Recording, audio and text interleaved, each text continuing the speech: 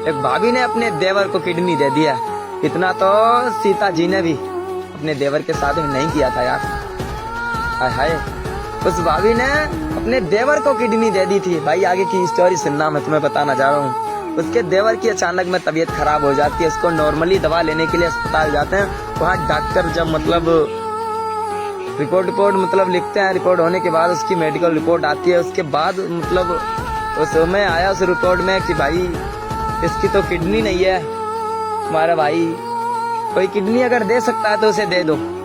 तो उसका भाई भी एक बार मतलब कदम पीछे हटा रहा था। वो भी सोच रहा था मेरा जो परिवार है, हम परिवार की देखभाल करेंगे, चलो ऐसे ही मतलब कुछ भी कर लो डॉक्टर, पैसा दाम है, हम सब लगा देंगे, लेकिन मैं अपनी किडनी नहीं दे सकता। इतने में मतलब उसकी माँ से कहते हैं, उसके पिता से कहते हैं, सबका कदम आप पीछे टिक रहा था।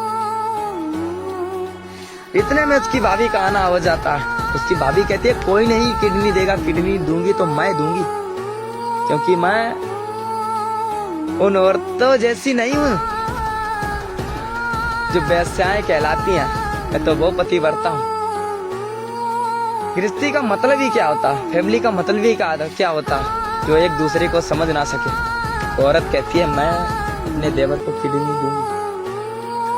वो किडनी देने के लिए तैयार हो जाती है। डॉक्टर उसको लेके जाते हैं, उसकी किडनी निकाल के उसके जो देवर था उसको मतलब डाल देते हैं। जब उसके देवर को किडनी पड़ जाती है, जब उसको कुछ समय बाद होश आया तो उसने पूछा कि भैया भाभी कहाँ है? भाभी तो आई थी, हमने देखा था। तो उसके भैया की आंखों में इतने आंसू थे भाई साहब, जैसे मतलब क्या कहें, मुसलधार बारिश। आंसुओं की कोई क्षमता ही नहीं, कितने वर्ष आए बारिश की क्षमता होती है कुछ ना कुछ। इनका भी कोई सीजन होता, आंसुओं का कोई सीजन नहीं होता मेरे भाई। तो उसके भाई ने बताया कि तुम्हारी जो किडनी है खराब हो चुकी थी, ये किडनी तुम्हारे अंदर पड़ी है, तुम्हारी भाभी ने दी है। हाय, वो इतना रोया इतना रोया।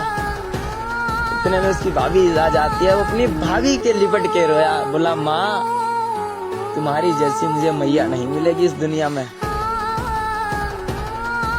इससे हमें बहुत कुछ सीख मिलती है कि हाँ सीता आज भी है,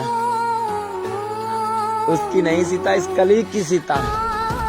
अगर कोई कहे कि इसमें कोई भगवान नहीं है, कोई देवी देवता नहीं है, भाई सब यही है, सब इंसानों में छुपकर रहते हैं।